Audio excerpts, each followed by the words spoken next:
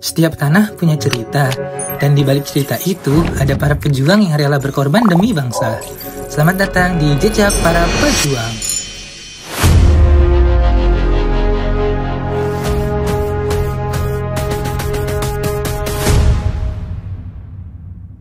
Pernahkah kau membayangkan seseorang menulis buku kedokteran paling berpengaruh saat usianya belum genap 30 tahun?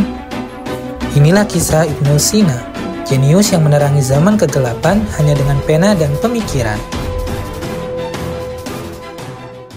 Di sebuah desa kecil bernama Afsana, tahun 980 Masehi, lahir anak bernama Husain bin Abdullah bin Sina, yang kelak dunia panggil Ibnu Sina. Ayahnya seorang cendekia, rumah mereka bukan istana, tapi dipenuhi buku, tanya, dan cahaya. Saat anak lain bermain debu, Ibnu Sina mengeja logika dan langit biru. Dalam usia 10, ia hafal Al-Quran. Di usia 14, ia kuasai filsafat Yunani dan India. Dunia membawanya ke Bukhara. Di sana ia belajar dari para ulama dan tabib ternama. Tapi tak butuh waktu lama, sang murid pun jadi guru dan sang guru pun bertanya. Di usia 18, ia menyembuhkan Emir Bukhara dari penyakit berat. Bayarnya bukan emas atau permata, tapi akses ke perpustakaan besar di timur dunia. Di dalam ruang itu, ia membaca segalanya, mulai dari matematika, metafisika, logika, kimia, dan astronomi. Ia tak hanya membaca, tapi memahami, menyusun, dan membentuk ulang dunia. Dalam pengembaraannya dari kota ke kota, ditemani malam sunyi dan cahaya lampu minyak, ia mulai menulis Al-Qanun fi At-Tibb, kitab kedokteran yang jadi dasar pengobatan hingga 600 tahun lamanya. Bukan hanya soal tubuh, tapi juga jiwa dan ruh. Bagi Ibnu Sina, penyakit bukan hanya luka, tapi juga kesalahan berpikir yang mengaburkan logika.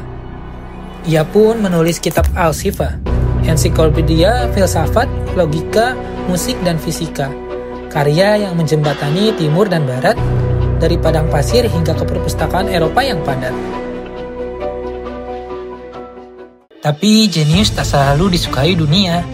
Ia difitnah, dipenjara, diasingkan dari istana. Namun pena tak bisa dibungkam, pikiran tak bisa dirantai. Ia terus menulis bahkan dalam penjara. Karyanya tetap hidup walau tubuhnya tersiksa. Dalam malam tergelap, ia menulis dengan darah. Dalam sunyi, ia temukan suara abadi yang tak pecah.